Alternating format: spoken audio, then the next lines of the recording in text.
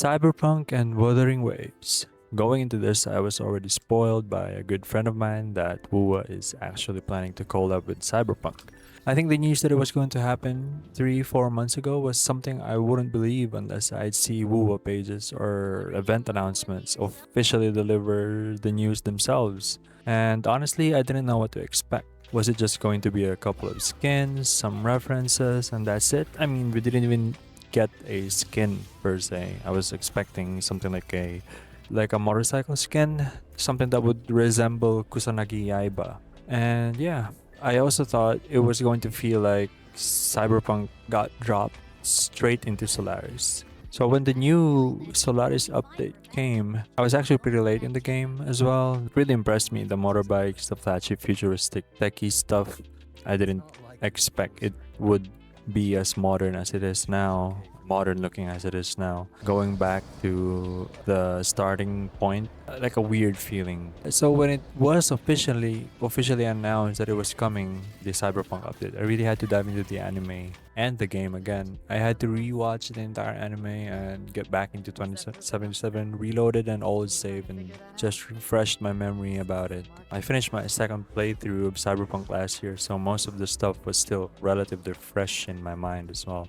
When the event finally dropped a few weeks ago and spending the last few hours diving into it, seeing the characters and experiencing everything firsthand, I'm telling you, man, it was one for the ages. What really surprised me wasn't seeing the characters themselves, it's that Kuro actually seemed to understand why people loved Cyberpunk 2077 and the anime Edgerunners in the first place. Now, the only gacha game that I am actively playing is Wuthering Waves. I know a lot of other games have done collaborations of their own, and I've seen clips here and there. But after diving into those and comparing them to what Kuro did here, I can honestly tell the difference. Most collaborations stop at fan service. You get a character skin, a weapon, a few references, maybe a limited time event, and that's pretty much where it ends. Others have kinda mediocre story at best that doesn't really connect with the game that much in terms of storytelling. But this felt like somebody on the team genuinely loved Cyberpunk.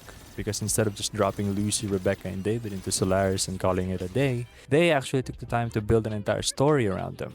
It wasn't just a crossover, it felt like a continuation. A bridge connecting the anime, the 2077 game, and Wuthering Waves itself.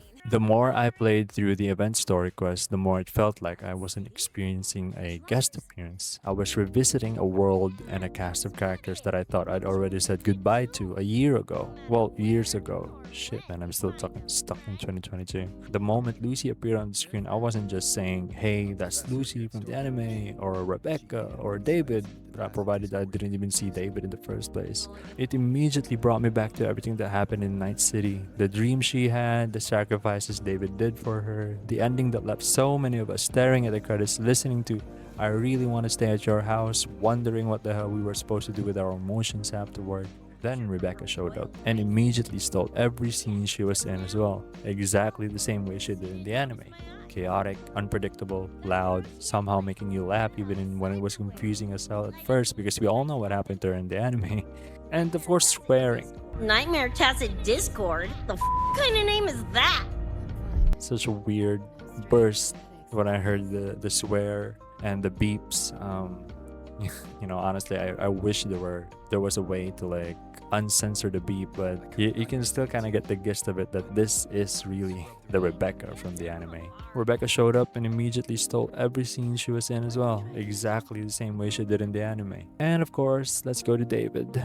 I knew firsthand he was gonna be here. I mean, he's gotta be. The guy is the heart of the anime Edgerunners. The collab could have easily treated him like a legend or a distant memory. Instead, it felt like the event genuinely wanted to revive who David was as a person, not just the chrome and the cyber psychosis shell he became in the end. Nostalgia really hit hard on this one. I was remembering the journey all over again. Not just in the Edgerunners anime, but Cyberpunk itself. The moment I entered the market and seeing the market in like the Wuthering Waves graphic and style, it really fit well here.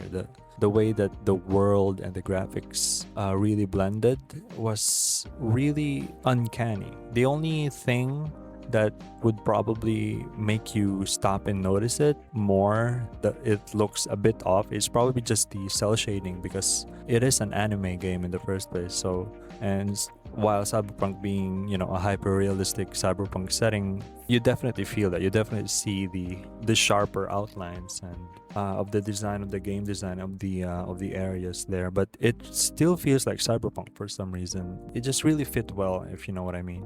So before we go any further, fair warning, I'm gonna be spoiling a bit here. So from this point on, we're diving straight into spoiler territory for both the Wuthering Waves collab and the anime Edgerunners. I've also seen a lot of discussions online saying this collab is actually canon to the Cyberpunk universe. I haven't personally verified every official statement myself, so don't quote me on that. But honestly, this shit is canon in my head. Because beyond the nostalgia and emotional reunion, the event actually gives us a glimpse into what happened to Lucy after Edgerunners. For starters, we learn that she's still struggling with the loss of David and the crew. The trauma didn't just disappear after the anime ended. Years later, she's still dealing with nightmares, insomnia, and memories she can't escape. We also learned that she's actually living on the moon now, not visiting, living there, which is kind of crazy when you think about it. I mean, the afterlife, that's like one of the places that's like, if you played 2077, you know what V had to go through just to get there,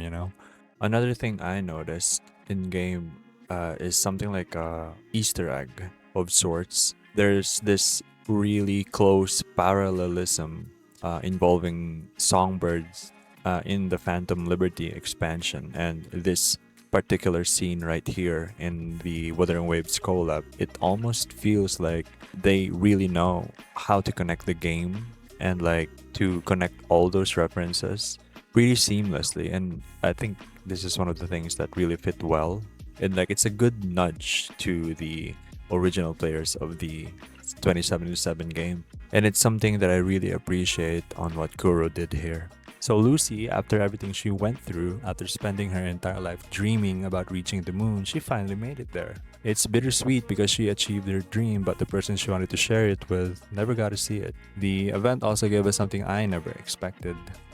More Rebecca, I guess. The small interactions she had with Sigrika and her friends at the arcade was one of the best pieces of slice of life feeling I've ever had. I had experience for a character like Rebecca. She was always so outgoing in the anime and everything was too fast paced to actually see her character that fleshed out. This collab just solidified her character. I think Rebecca fans ate well with this collab. We got to see sides of her that the anime never really had time to explore. She's still the loud, chaotic gremlin we all know, but underneath that, she's carrying like a grief of her own. We see more of her personality, more of her relationship with Lucy, and yes, I guess it's pretty obvious she once had feelings for David, be it platonic or not. There was also that one part close to the ending where she confesses that she already realized that she's dead, and like Lucy reveals to her that she's dead. That was, the way she took that, the way she just reacted to it, it never really felt like her anime counterpart, but I can see that that's how she would react, if you know what I'm saying. And speaking of Lucy and Rebecca, one of my favorite things about this event was seeing them interact without David being the center of the conversation. The anime never really had much room for that. Here, we actually get to see that their friendship was real, they cared about each other beyond the fact that they both cared about David. It made the crew feel more human and made their reunion hit even harder. Even some of the smaller details were interesting. Lucy remembers David the way she first met him, before all the chrome, before the legend, before everything went wrong. Almost like that's the version of David she never wanted to lose. And then we get to the moon. After beating the absolute hell out of Adam Smasher, absolute shit out of Adam Smasher, one thing I gotta touch up on as well is the final boss fight against Adam Smasher. The entire sequence, the whole sequence of fighting Adam Smasher and then all the other gangs whooping in, giving a hand, and of course our main character Rover. That run really felt awesome. I think the last time I felt that way in Wuwa was back when the final fight in Rinasita happened, where we got that Avengers moment that everybody showed up on the left or something. This one kinda tops that. Maybe arguably I would put this in number one just because of the nostalgia factor, but it was really awesome seeing it as well, seeing it all play out until you beat the absolute shit out of Adam Smasher. We finally get the moment this whole event was building toward, Lucy and David, and man, that one got me. Not because they brought David back or changed the ending. They didn't.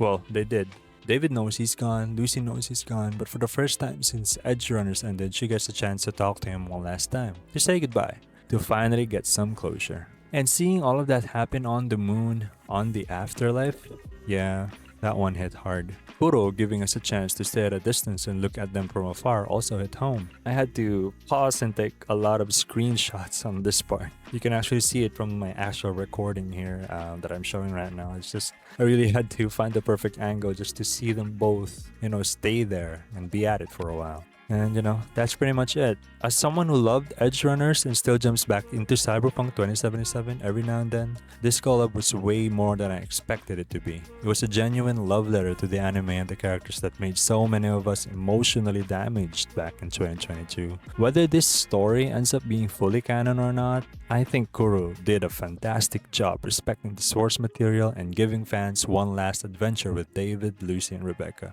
Honestly, I think that's all that the fans really wanted. A closure for Lucy. Nobody really knows what happened to her after the anime. These minor glimpses of her in the 2077 game, but that's it. We didn't even realize that she was already on the moon by then. We just had to guess that she is. That's really all what people wanted, just to know where she ended up. Anyway, that's enough emotional damage for one video. Let me know what you guys thought about the collab down in the comments. And if you enjoyed the video, leave a like and subscribe. I'll catch you guys in the next one. See ya, chums.